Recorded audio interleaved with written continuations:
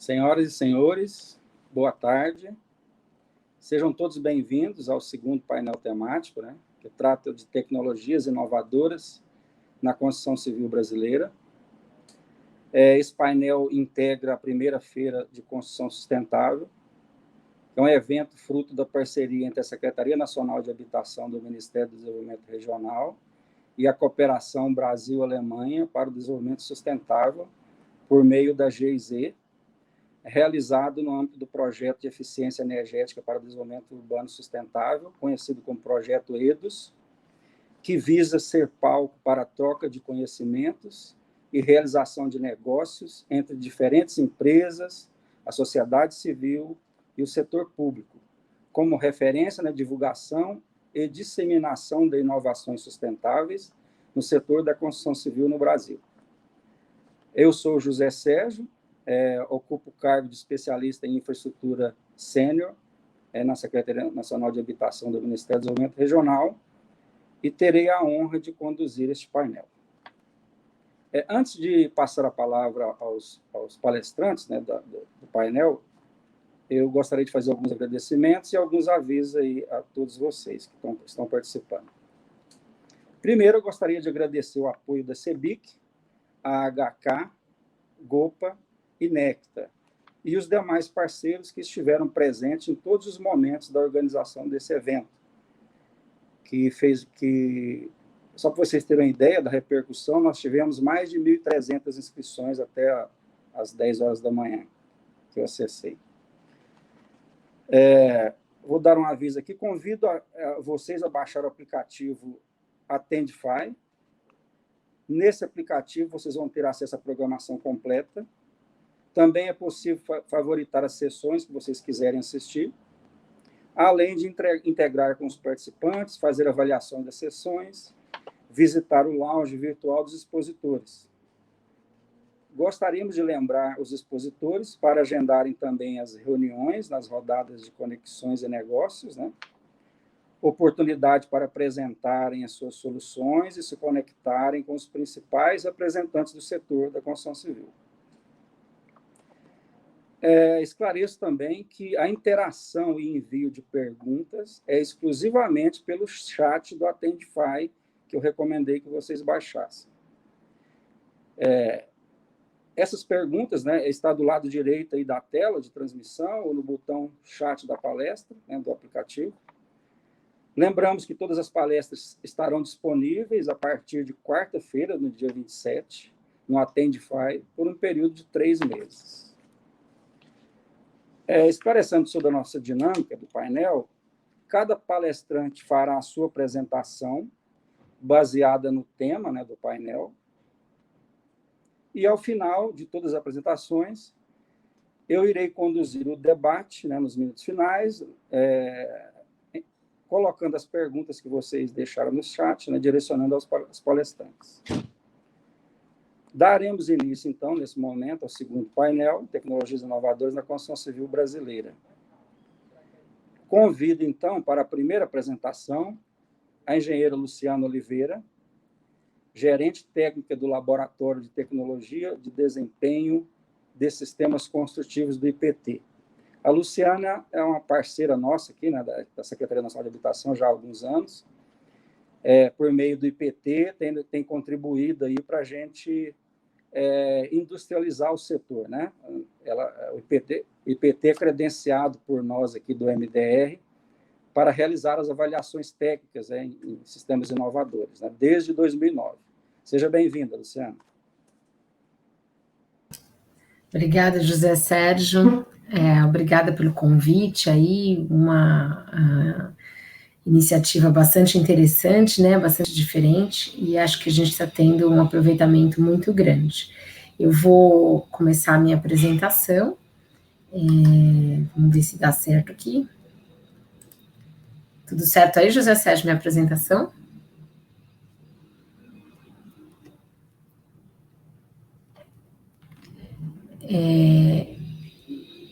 Tá certo a apresentação, José Sérgio?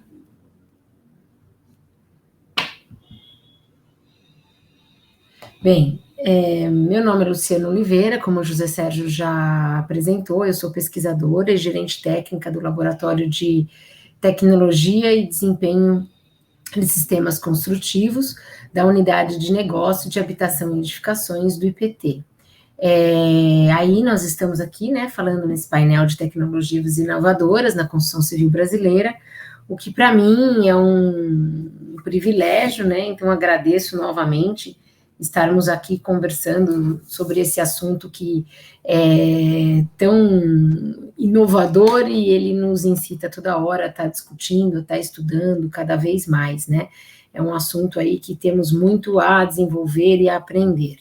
Então, agradeço novamente a participação, ao convite, e eu vou colocar o seguinte, apesar do painel chamar Tecnologias para soluções inovadoras, eu vou fazer uma apresentação abrindo um pouquinho mais esse assunto, né? Vou dar uma outra abordagem que cada um, acho que a gente tem diversas formas de colocar, e aí eu vi aqui e apresentar para vocês de uma outra forma, né? Então, nós temos desafios, né? O setor da construção tem diversos desafios que todos nós conhecemos, o déficit, a inadequação, o custo de manutenção, qualidade, a questão da qualidade e homogeneidade dos materiais e sistemas construtivos, problemas com capacitação da mão de obra, baixa produtividade, entre outros desafios do nosso setor de construção. E aí a gente busca por soluções.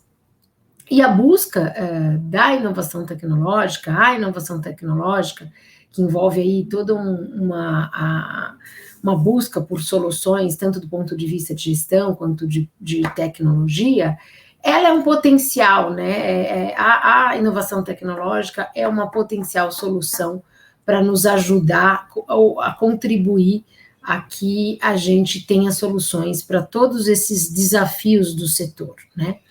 E então, por que ela pode ajudar e tende a ajudar? Porque a inovação tecnológica ela é um aperfeiçoamento, né? Um aprimoramento de algo e que resulta de atividades de pesquisa, desenvolvimento, análises.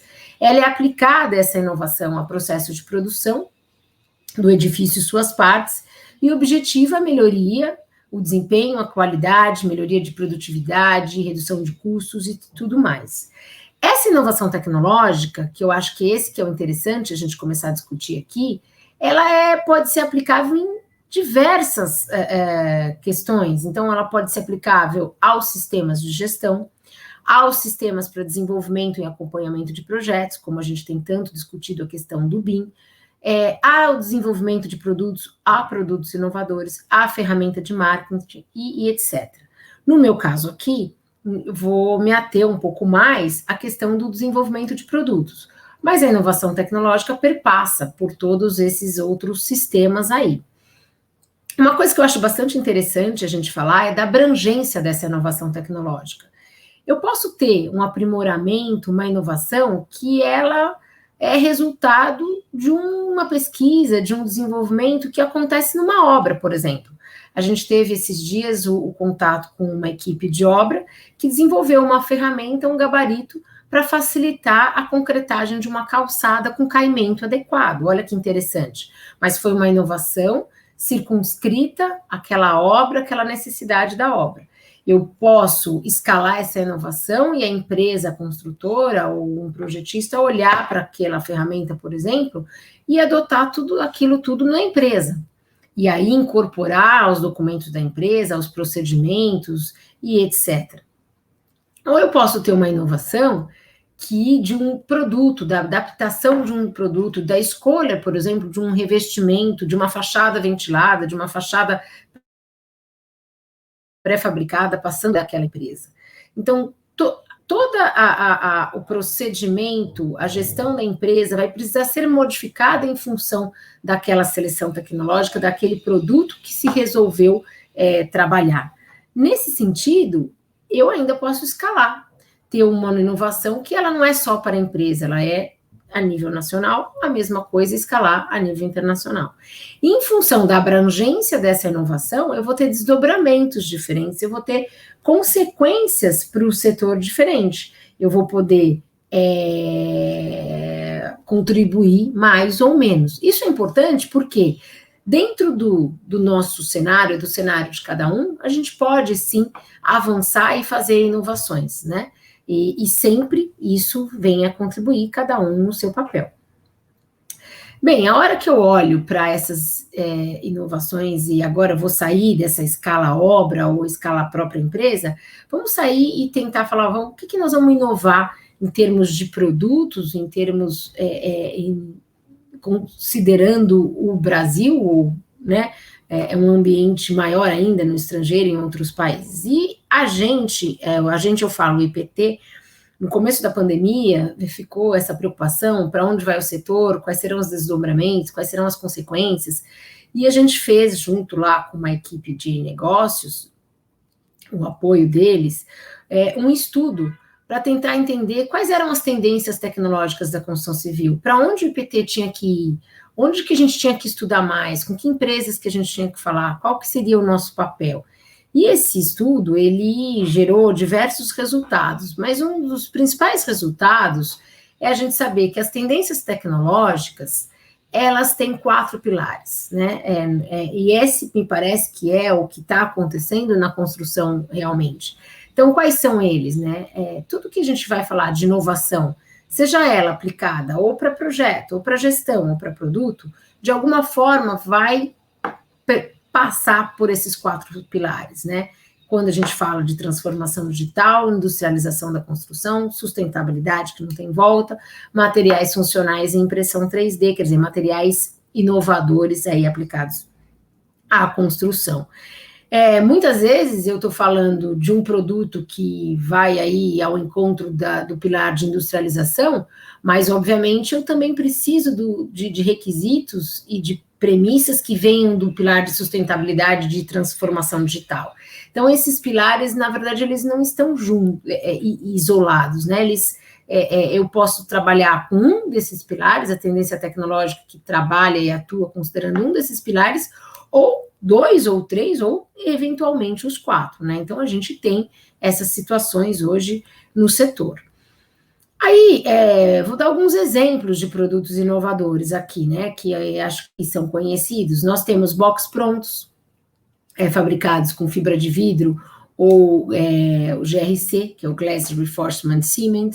Eu tenho fachada ventilada com placas poliméricas, né, placas aí que precisa ter um desenvolvimento adequado para aguentar as nossas condições climáticas. Eu tenho aí alguns produtos bastante interessantes, novos no mercado, que são produtos de impermeabilização com mantas de PVC, que não precisam, por exemplo, de proteção mecânica, nem proteção a UV, tenho tintas térmicas autolimpantes e etc. Tenho diversos produtos inovadores, diversos produtos chegando de um monte de países, e aí? Podemos usar todos eles? Todos eles vão servir para o mercado nacional? Só porque é inovador eu posso pegar na minha obra e colocar? Posso pegar um catálogo lindo, maravilhoso e utilizar? Não necessariamente, né, gente? Então, o que eu acho que era legal falar para vocês, que nós temos uma premissa quando a gente fala em produtos inovadores. É o olhar do conceito de desempenho. Saber qual é a função daquele produto, qual é a condição que ele vai ser utilizável. Ele é para o piso, ele é para o telhado, ele é para a janela, para onde ele vai ser? Onde ele vai ser utilizado? Quais são as condições de exposição daquilo? Vai ter, um ambiente muito agressivo, não é? Eu tenho exigências muito específicas.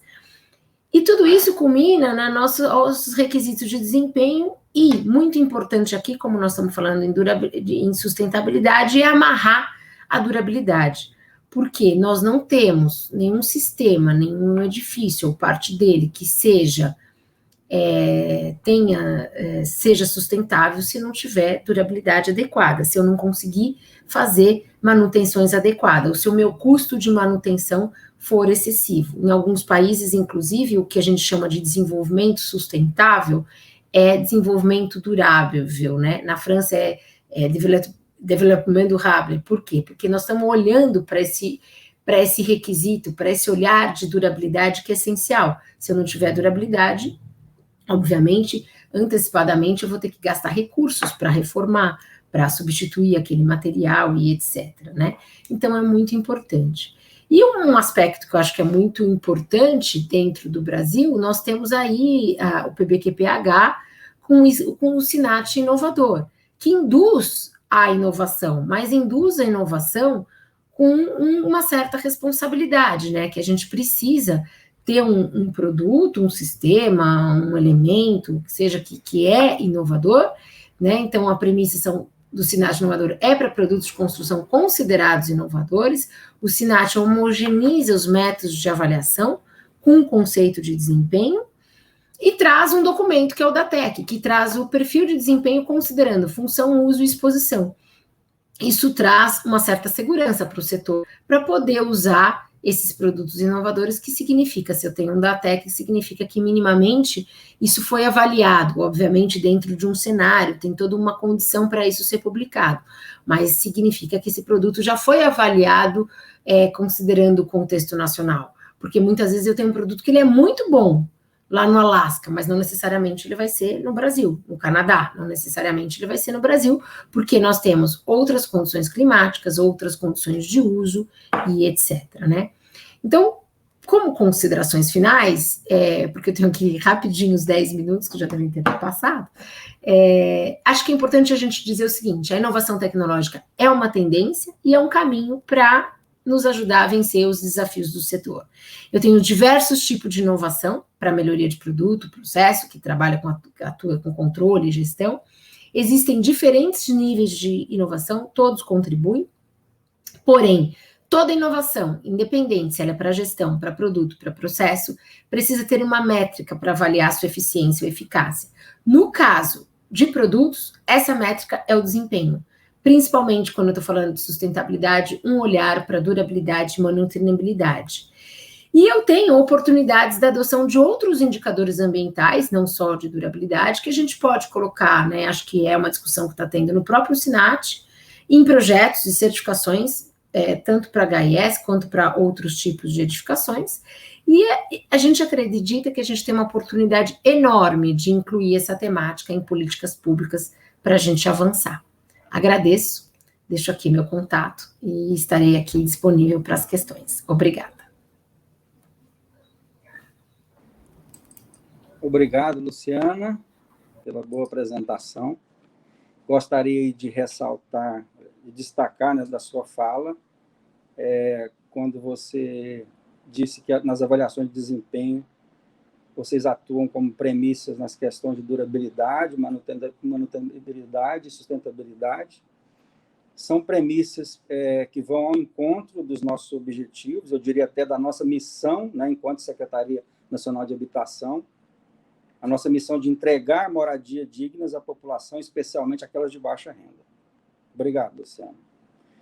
Bom, dando continuidade ao nosso painel, eu convido para a apresentação o senhor Johannes Klingeberg, do projeto Global Infraestrutura da Qualidade da GIZ. É um prazer, Johannes, recebê-lo aqui no nosso painel, não conhecia antes, a gente tem contato com outros representantes aqui da GIZ, né, na nossa secretaria. Gostaria de salientar a importância, né, da parceria nossa com vocês, aí, né, do governo alemão. E seja bem-vindo aí ao nosso painel. Perfeito. Muito obrigado, José Sérgio, e uma boa tarde a todos que nos assistem.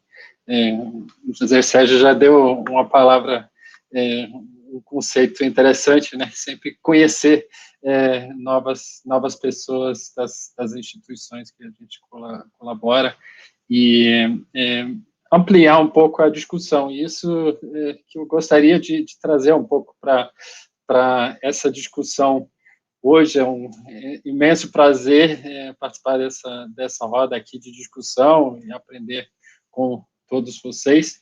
E, como o José Sérgio já colocou, eu trabalho na GIZ, num projeto que chama Projeto Global Infraestrutura da Qualidade, que, de uma forma muito resumida, alinha, entre outras, normas técnicas, né, entre os dois países. E vocês já podem, talvez, imaginar o quanto isso é importante para o tema que eu gostaria de colocar hoje, e que muitas vezes é conhecido como um mero buzzword, né? A famosa indústria 4.0, e o que ela tem a ver e como ela se aplica para o setor de construção civil, né? Isso que eu gostaria de trazer um pouco, fazer essa provocação, e eu acho que isso dá um palco interessante também para a gente entrar numa discussão aqui na sequência. Pegando um pouco o que a Luciana já colocou, né? Os diferentes níveis de inovação. Parece que hoje a velocidade do desenvolvimento tecnológico já chegou a tal nível, né, que para as empresas é muito mais importante você se adequar à absorção, né, das novidades tecnológicas que estão chegando, ou seja, você estruturar a sua empresa de tal forma que você consiga usar e usufruir das inovações tecnológicas para o seu modelo de negócio, né, como um todo. E eu gostaria de abordar uma área que a Luciana já mencionou, que é a transformação digital, e talvez especificar essa área da digitalização um pouco através do conceito de indústria 4.0, né, que é utilizado em vários contextos, né, quem acompanha isso na área de construção civil, com certeza já ouviu diversas vezes o conceito construção 4.0, trazendo esse trocadilho, mas eu gostaria de realmente trazer para vocês um pouco do conceito que está por trás, né, e pensar em conjunto como ele se melhor aplica à área da construção civil. Eu sempre gosto de começar quando se fala de indústria 4.0 e de transformação digital de cadeias de valor, né? Isso que se trata, disso que se trata, afinal das contas, né? Como os dados conseguem otimizar o fluxo de informações ao longo da cadeia de valor. Porque hoje, se olhamos para o cenário atual, ainda mais com o e-commerce, com né, o novo comportamento do consumidor, nós observamos, né, que as empresas que fabricam um certo bem, eles têm que basear sua previsão da demanda do futuro baseado na demanda do passado, né? E sempre adicionar uma breve, uma pequena margem de segurança e, por sua vez, os fornecedores dessas empresas têm que fazer a mesma coisa. Então, quando o consumidor quer cada vez mais rápido o produto final, forma-se esse famoso bullwhip effect, né? Esse efeito chacote de cada vez mais ter oscilações na demanda e na oferta, e as empresas têm que reagir cada vez mais rápido a essa mudança na demanda. Por que isso acontece, né? Se a gente analisar o fenômeno em si, né? Primeiro, porque a empresa as empresas, a única base para estimar a demanda do futuro é justamente no passado, né? E porque eles não conseguem customizar produtos para cada cliente, né? Você produz um portfólio de produtos e, com isso, você tem esse efeito. E porque você dificilmente consegue servitizar, né, certos produtos, então a cadeia de valor ela ainda depende da venda desses produtos físicos, né? Afinal das contas, tem que o incentivo é vender cada vez mais. Agora, imaginamos se o fluxo de informações fosse diretamente do consumidor para o fornecedor aqui no final da cadeia, né? Se ele pudesse estimar exatamente, baseado no indivíduo, o que ele teria que produzir para suprir essa demanda no futuro próximo, né? Com isso, você tiraria todos esses efeitos de oscilação de demanda. E basicamente essa a tecnologia inovadora que eu gostaria de trazer aqui, que Indústria 4.0 traz essa possibilidade do fluxo de informações ao longo da cadeia de valor. Não apenas falar em automação, falar em outros conceitos, né, robôs, impressão 3D, né, todas essas são tecnologias que auxiliam esse conceito de indústria 4.0, mas que, afinal das contas, é baseado no fluxo de informações ao longo da cadeia de valor. Vou dar um exemplo só bem básico. Se a gente, por exemplo, pensa numa aplicação no setor agropecuário. Então, a empresa que fabrica, por exemplo, fertilizantes, ela se baseia com sua previsão de demanda na demanda da safra passada. O que acontece hoje em dia é que cada vez mais empresas desse setor se baseiam, além da demanda do passado, também em previsões, em modelos meteorológicos, né? Prevendo cada vez mais, com mais detalhe e mais precisão, a demanda do futuro e até conseguindo personalizar para cada produtor quais são os produtos que ele vai precisar numa certa época do ano. E isso viabiliza, né, com o que a gente já falou, de servitização lá na frente, ou seja, a empresa pode, ao invés de apenas colocar produzir em massa e sempre o mesmo produto e vender esse produto físico para o produtor rural, ele pode oferecer simplesmente um pacote de serviço de sempre fornecer o fertilizante que o agricultor precisa. E, né, quando a gente olha para esse exemplo fácil de entender, a gente consegue observar que isso se aplica para vários outros setores, né? O fluxo de informações viabilizando uma servitização da atividade econômica. E tudo isso, algumas pessoas muito mais inteligentes do que eu já observaram tudo isso há muito tempo atrás, há mais que 10 anos, né, que foi criado o conceito de indústria 4.0 e que previam exatamente essa ideia do fluxo de informações ao longo da cadeia de valor por meio do barateamento, né, de tecnologias digitais.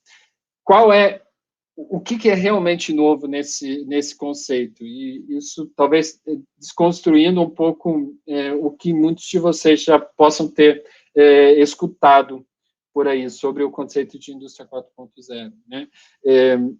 Não se trata de, como eu disse, não se trata de tecnologias, né? Na indústria, quando a gente olha, computação em nuvem, redes de automação, até dispositivos com acesso direto à internet e serviços, né? Por exemplo, de manutenção baseados em internet, isso todos são tecnologias que já existiam antes, né? Em escala menor ou maior.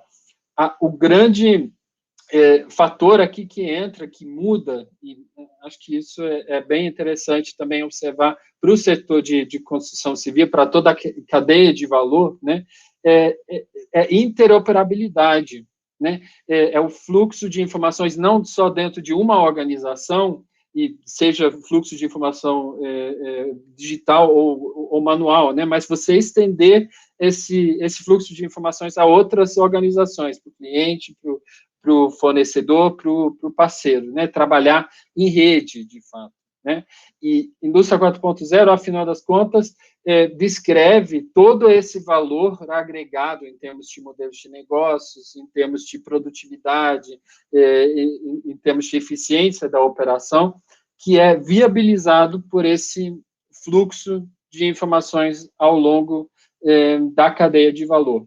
Então, aqui, mais uma vez, um exemplo, né, de uma cadeia de valor industrial aqui, né?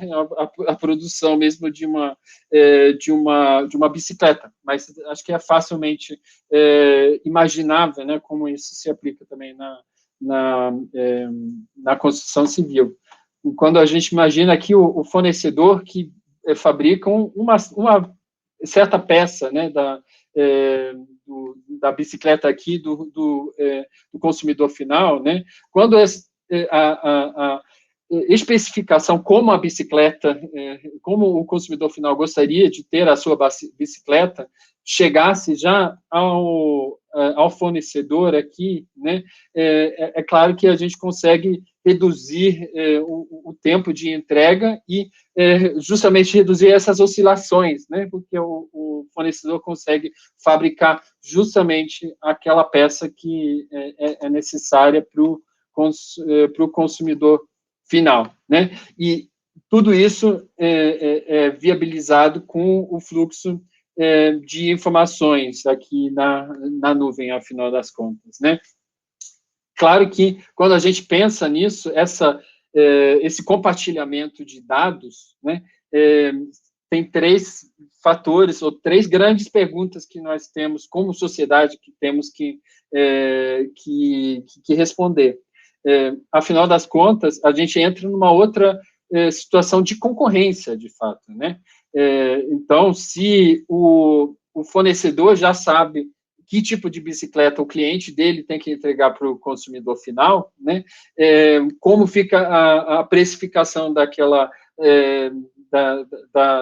peça, né? Já que o momento da venda já é conhecido, né? E qual é o tipo de pressão que o fabricante aqui da bicicleta pode exercer sobre o seu fornecedor, né? Nessa transparência absoluta, né? Que ele pode, a princípio, saber exatamente a estrutura de custo do seu fornecedor, né? Então, aqui já se levanta uma questão de regulação em termos de concorrência, né? O segundo ponto é segurança jurídica, né? Com esse tipo de arranjo, se tornam viáveis outros modelos de negócio, por exemplo, em termos de manutenção, né? Se todos esses dados sobre a produção em uma fábrica são conhecidas, né? Por exemplo, pelo fornecedor daquela máquina, ele pode passar a oferecer serviços de manutenção a remoto, e isso levanta uma série de questões jurídicas, até de responsabilidade, né, se houver algum acidente em termos de segurança do trabalho, né, que eu acho que é um fator muito relevante para inovações tecnológicas de manutenção a remoto também na área de construção civil. E, por fim, e acho que esse é o fator mais relevante e mais óbvio, de certa forma, né? A titularidade dos dados. A quem pertencem os dados que são coletados e quem pode usar esses dados para se apropriar do seu valor. E isso é um dos projetos que nós estamos discutindo no nosso projeto. Existe uma grande iniciativa na Europa chamada Gaia-X, né, uma estrutura de nuvem que justamente uma nuvem pública que viabilize que cada titular desses dados possa colocar exatamente qual o seu uso, né, para que finalidade ele gostaria de disponibilizar esses dados e quem pode acessar, em que nível de detalhamento. E só para trazer um exemplo aqui da construção civil, por exemplo, dados sobre consumo energético individual, né? A gente sabe que né, muitas empresas de tecnologia estão entrando nesse ramo justamente para coletar dados individuais sobre né, em smart homes, né, para obter esses dados sobre o comportamento dos consumidores, né. O Gaia-X se propõe justamente a criar um ambiente em que você pode continuar coletando esses dados, mas mesmo assim preservando a proteção de privacidade, né, que muitas vezes são dados muito sensíveis, né, que horas você sai de casa, que horas você vai dormir, quantas vezes por dia você abre a geladeira, né, todas essas questões que são, do ponto de vista econômico, são muito relevantes, mas se precisa, ao mesmo tempo, preservar a privacidade de cada consumidor, né? Então, isso é um pouco o cenário que se desenha, né? E essa perspectiva que foi criado através desse conceito de indústria 4.0, obviamente, começando pela indústria, ela alertou muitas empresas, né, no sentido de o que eu preciso mudar na minha estrutura para acompanhar essa mudança, né, e participar dessa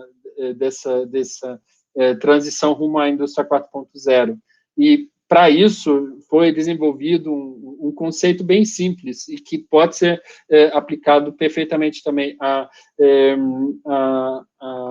construção civil, que é o da maturidade digital. Ou seja, o conceito aqui é reduzir o tempo que a empresa precisa deste um determinado evento, né? Pode ser uma falha no equipamento, pode ser a mudança de alguma regulação, algum estímulo externo, e quão rápida a empresa, como organização, né? Ela consegue reagir e implementar uma mudança de acordo, né? Isso foi um framework bem interessante desenvolvido pela Acatec, na Alemanha, já em 2017, e que está sendo implementado por muitas empresas na indústria, né? Otimizando tanto processos, tecnologias, sistemas de informação, tudo em função dessa agilidade, né? Quão rápido eu consigo reagir a uma mudança de demanda do cliente final, por exemplo, né? E a última coisa que eu gostaria de deixar é, rapidamente, como esse conceito, né, desse modelo, o que os autores desse estudo da Acatec, o que eles colocam como objetivo, né, na visão deles de indústria 4.0. E é interessante como a pandemia e toda a digitalização, né, entrou nisso, mudou muito mais a visão para resiliência das cadeias de valor, né, previsibilidade do fornecimento de insumos, etc., né, e agora, no pós-pandemia, o que se desenha, e acho que isso é bem relevante também para o setor de construção civil, é como esse fluxo de informações ao longo da cadeia de valor pode viabilizar modelos mais sustentáveis de negócio, né? Até em termos de economia circular, com consumo energético cada vez mais baixo, só pelo fato de você ter menos desperdício e conseguir, entre fornecedor e cliente, otimizar os fluxos de materiais, né? Isso que eu queria aqui para deixar como conceito, né, da transformação digital. Eu espero que tenha ficado claro como esses conceitos também se aplicam aqui à área da construção civil e que a gente possa discutir um pouco com os demais aqui no painel na sequência. Muito obrigado. Johannes, pela palestra. Esse tema aí da tecnologia 4.0 está no radar da Secretaria Nacional de Habitação já há algum tempo, e nós estamos tentando aí implementar junto às ações do PBQPH. Bom, eu convido agora, né, para a gente concluir essa fase de palestras, né, convido a senhora Clarice Degani, engenheira civil também, ela ocupa a coordenação executiva do Conselho Brasileiro de Construção Sustentável, CBCS. O CBCS também é um grande parceiro do PBQPH, aqui na Secretaria Nacional de Habitação, participa dos colegiados aí há vários anos, né, contribuindo com a gente nas questões aí de melhoria do sistema de gestão da qualidade de construtoras, combate à não conformidade, na produção de materiais, e tecnologia e avaliação de tecnologias inovadoras também. Clarice, seja bem-vinda aí ao nosso painel. Muito obrigada. Gostaria de saber se está sendo transmitida a apresentação já. Sim, já aparece. Sim, ótimo. Bom, eu vou ser mais rapidinha para dar tempo do debate, né, porque a gente já avançou bastante no tempo. Foi muito comentado, né, com o tema desse debate, o uso da tecnologia para inovar. Então, a Luciana e o Hannes falaram dessa tecnologia inovando o produto, inovando o processo de produção. Aí eu queria falar um pouquinho sobre o uso da tecnologia para inovar processos de gestão, né? Então, quando a gente está falando em processos de gestão, o que a gente quer é medir desempenho. Tá? Então, para medir desempenhos, a gente tem os benchmarks. Eu vou apresentar um dos projetos do CBCS, um projeto que se encerrou no início desse ano, que é o projeto de benchmarks de consumo de energia para edificações em uso, e a nova plataforma DEL, Desempenho Energético Operacional, que vai servir para ajudar bastante gente aí a fazer a comparação dos seus desempenhos. Eu acho que não está no modo apresentação, né? Deixa eu voltar aqui. Deixa eu só um minutinho. Bom, esse projeto, as ações de benchmark de consumo energético, o CBCS desenvolve desde 2013, quando ele criou uma metodologia de benchmark aplicada para agências bancárias, edifícios de escritórios corporativos e edifícios públicos administrativos. E no período de 2018 e 2021, a gente desenvolveu, no âmbito do Procel, juntamente com a Eletrobras, um convênio onde mais 15 tipologias de edifícios foram desenvolvidas equações de benchmarking para elas. E aí, nesse momento, a gente usa os sistemas tecnológicos, os bancos de dados, né, o Big Data, as técnicas de estatística aplicadas nesses processos informatizados de se desenvolver simulações e modelagens, e nós fizemos análises de bancos de dados de consumo de energia e de característica de edificações, realizamos auditorias em alguns edifícios para poder comprovar esses dados do banco de dados que nós dispunhamos, e fizemos as modelagens e simulações de desempenho de consumo de energético para essas 15 tipologias de empreendimento. Tá? Então, a análise de banco de dados é importante. Bom, a Luciana está dizendo que não está passando os slides nem no modo de apresentação. Né? Eu não sei o que houve, eu vou interromper o compartilhamento e vou compartilhar novamente. Quem estava fazendo a transmissão, acho que é o pessoal do local, né? Eu estou fazendo como foi combinado. Vamos lá, vou tentar novamente. Foi? Que para mim está no modo apresentação e eu estou passando os slides. Vamos ver. Sim, eu estou passando os slides, Lu. Eu acho que eu não sei se o pessoal de backstage está fazendo. Eu vou compartilhar novamente, tá? Eu acho que ficou preso na apresentação anterior. Eu não sei se as meninas estão aí. Eu vou compartilhar. Nós estávamos vendo seus slides, Clarice. Assim? Então só a Luciana que não estava. Bom, deixa eu abrir novamente. Me perdoem. Vocês estavam vendo os slides e estava passando.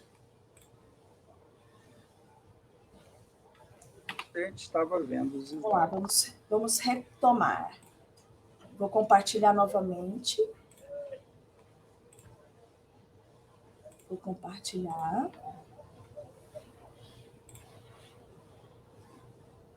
Modo apresentação. Estou falando de benchmarks, e nos benchmarks de consumo de energia dos edifícios. Estou falando sobre um convênio de cooperação do CBCS com a Eletrobras, que se encerrou esse ano, para desenvolver equações de benchmark para 15 tipologias. O uso da tecnologia foi adotado para possibilitar a análise de um banco de dados extenso, para que esses dados fossem comparados com informações capturadas durante auditorias de energia que foram realizadas em loco. e confrontadas depois com arquétipos que foram modelados em softwares de modelagem e de simulação de desempenho energético. Nós desenvolvemos estes arquétipos para 15 tipologias de edifícios, né? A de agências bancárias, nós já tínhamos elas antes, e nós refinamos o processo. E o que a gente costuma fazer, o que a gente realizou, foi, nessas simulações, adotamos cenários para as diversas variáveis que têm impacto no consumo de energia dos edifícios, então a variável iluminação, a variável equipamento. No caso da tipologia shopping center, por exemplo, a iluminação zenital tem uma relevância muito grande, as condições do entorno, né, se é um edifício sombreado, não é sombreado, no caso do shopping, se eu tenho ou não tenho estacionamento na laje de cobertura do edifício, o tipo de sistema de ar-condicionado e a presença das renovações de ar, em quais taxas elas estariam, né? Então, para cada tipologia, isso foi analisado estatisticamente nesse software com uma série de dados para que pudéssemos rodar esses cenários e entender o quanto cada variável, cada parâmetro desses tinha de influência com relação ao consumo de energia. Isso foi avaliado para cidades com climas diferentes, né, em 8 cidades representativas, em termos de grau-hora de resfriamento e graus-dias de aquecimento para cidades mais frias. E por essas simulações nós conseguimos ver quais eram as variáveis mais relevantes e os fatores, né, relacionados a essas variáveis para que nós pudéssemos compor as equações de benchmark. Uma outra análise que nós fizemos, adotando esses mesmos arquétipos para essas 15 tipologias e variando os cenários, foi avaliar isoladamente como que essa variação acontecia em termos de consumo de sistemas de ar-condicionado. Então, a gente fez esses cenários para o consumo energético global desses 15 tipologias de edifícios e depois nós fizemos análise para ver o impacto direto nos sistemas de ar-condicionado. Então, no caso, nós fixávamos uma dessas variáveis, né? Fixávamos as diversas variáveis daquele cenário e variávamos cada uma delas, para poder ver como é que o consumo de energia variava em essas 8 cidades.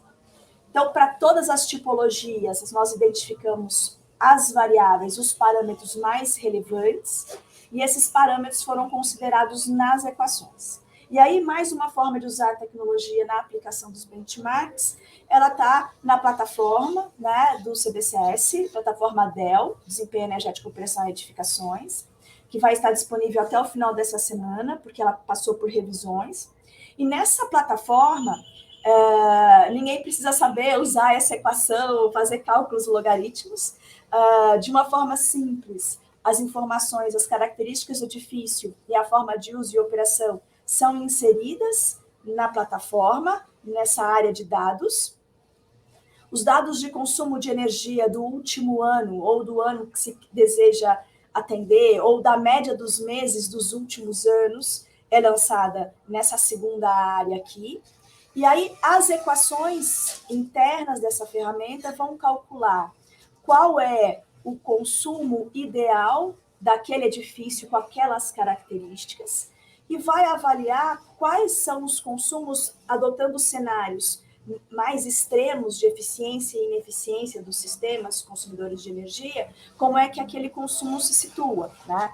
Então, se vocês perceberem aqui, as faixas de consumo típico no Brasil, né, que foram obtidas a partir do banco de dados, da auditoria e das simulações, gira em torno de 1.310,5 e 1.292,8 kWh metro quadrado ano, né, com esse exemplo que a gente está dando aqui. E o edifício, com as próprias características dele, né, com o tipo de sistema de ar-condicionado que foi colocado, com os equipamentos, iluminação, tipo de exposição, já apresentou, calculado pela equação, um desempenho mais eficiente. Quer dizer, aquele edifício foi projetado com um desempenho já melhor do que um desempenho médio. Tá? E quando as informações de consumo de energia foram lançadas nessa plataforma aqui, se percebe que o consumo de 1.163, que é a média deste ano, foi ainda menor, o que mostra que aquele edifício que foi inserido na plataforma é eficiente. Então, essa é uma ferramenta que usa a tecnologia, né, que facilita o processo de gestão, conseguindo meus 10 minutos aqui falar, e cria esses benchmarks. Agora o CBCS está fazendo uma nova plataforma, uma nova ferramenta também de benchmarks, só que agora de benchmarks de desempenho ambiental de materiais, que se chama SIDAC, que vai conversar diretamente aí com o CIMAC e o CIDAT do PBQPH. Muito obrigada pelo convite e pela atenção dos senhores. Obrigado, Clarice, pela apresentação. Agora vamos começar o debate, né? Gostaria de convidar para retornar à tela a Luciana e o Johannes, por favor. Então, vamos tentar ser mais breves aí nas respostas, porque nosso tempo está quase estourando. A primeira pergunta para o Johannes, né, do Edivaldo Correia. Ele pergunta quais os desafios que a GIZ enxerga para que a construção industrializada e sustentável de fato ocorra no Brasil. Perfeito, eu vou realmente ser bem breve nessa resposta, José, que eu gostaria de citar uma oportunidade que não mencionei na apresentação, mas acho que para todos é bem claro, que é o BIM, né? A adoção do BIM em combinação com esse conceito justamente, né, de integração da cadeia de fluxo de informações de novos modelos de negócios que são possíveis através desse fluxo. Obrigado, Johannes. Para a gente agora otimizar o nosso tempo, eu vou fazer uma pergunta direcionada tanto para a Luciana quanto para a Clarice.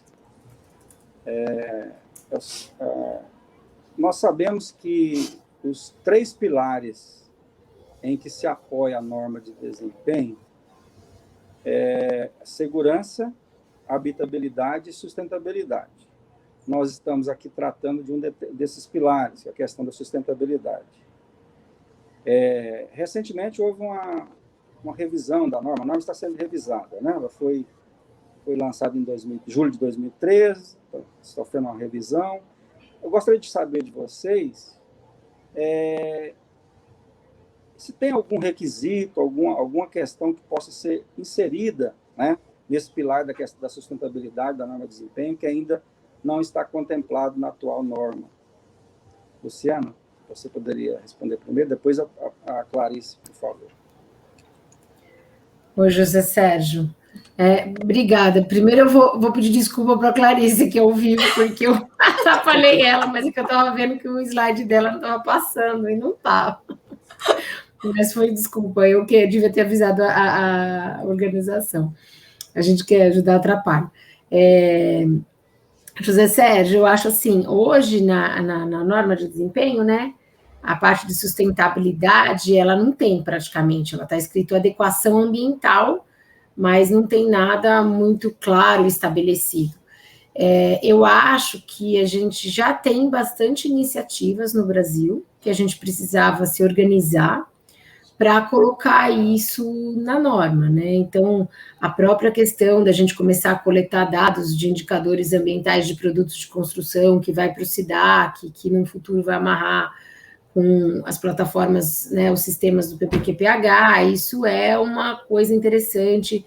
Acho que a gente poderia trabalhar com questões de resíduos, só que é isso, a gente precisa criar as métricas, né?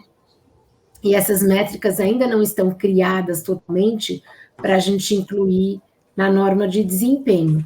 Mas eu acho que já tem dados, só talvez a gente precisasse de um projeto para sistematizar e consolidar aí grandes informações que o pessoal no Brasil todo já tem aí trabalhado. Esse exemplo da Clarice que ela apresentou agora é uma métrica que poderia também estar sendo trabalhada. Acho que essa é a ideia, a gente começar a coletar o que já tem, né, para a gente poder inserir numa normalização. É isso.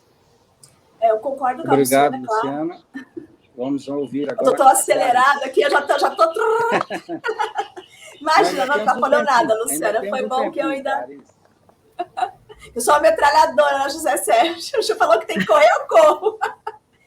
Bom, criar as métricas, o que eu acho que é mais importante agora, com a norma de desempenho, com o PBE Edifica, né, que foram revisadas as normas, né, o regulamento, as instruções normativas da etiquetagem dos edifícios, né, os benchmarks de desempenho energético, essa plataforma DEL, os benchmarks de desempenho ambiental de materiais, que vai vir com a plataforma SIDAC. Eu acho que o mais importante, na sequência da criação dessas métricas, é garantir que todas essas ferramentas estejam alinhadas.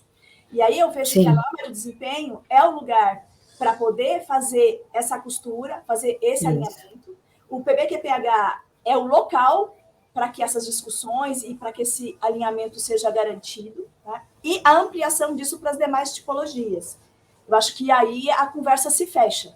A gente ainda está meio que construindo e é importante que seja alinhavado depois, né? Não pode ficar como iniciativa solta. Senão a gente confunde até o usuário, né? O projetista, a construtora, fica todo mundo meio sem saber que parâmetro adotar, que métrica que está valendo. E, José Sérgio, acho que é importante, se você me permite, um complemento. A gente faz um equívoco, né? Que às vezes você fala assim, eu vou usar essa tecnologia, que ela é inovadora, é sustentável, é ecológica. A gente tem alguns casos, né? Teleecológica, mas ela é ecológica, mas ela pega fogo. Ela é ecológica, mas ela dissolve com a água. Então, assim, a gente tem que tomar cuidado de tirar esses jargões, sabe? Ele pode ter um bom desempenho, pode ser feito de um material reciclável, mas ele tem que ter desempenho, ele tem que ter durabilidade, não pode pegar fogo, não pode ser prejudicial à saúde, né, do usuário que está ali. Então, isso é algo que a gente tem que tomar muito cuidado, né? Falo a gente, considerando vocês, que eu sei do trabalho sério que estão tentando fazer, junto aí com a GIZ, mas é algo que a gente aqui, do lado das instituições técnicas, das universidades, a gente pena muito para tirar esse jargão, sabe? Porque é ecológico, pode usar, e pronto. E nem sempre.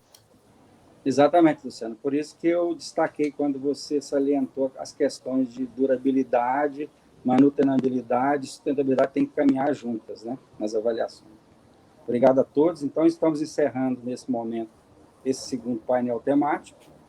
Gostaria de agradecer a participação de vocês, né, palestrantes, todos que nos acompanharam até aqui, né, e aproveitar para convidá-los para integrarem como participantes, né, também para visitar os lounges dos expositores que nos apoiaram na realização desse evento. Continue apoiando a primeira Feira Virtual de Construção Sustentável. O próximo painel será sobre soluções para a construção sustentável. Tenham todos um ótimo dia. Obrigado pela participação mais uma vez e até a próxima. Até mais. Obrigada, até mais. Tchau.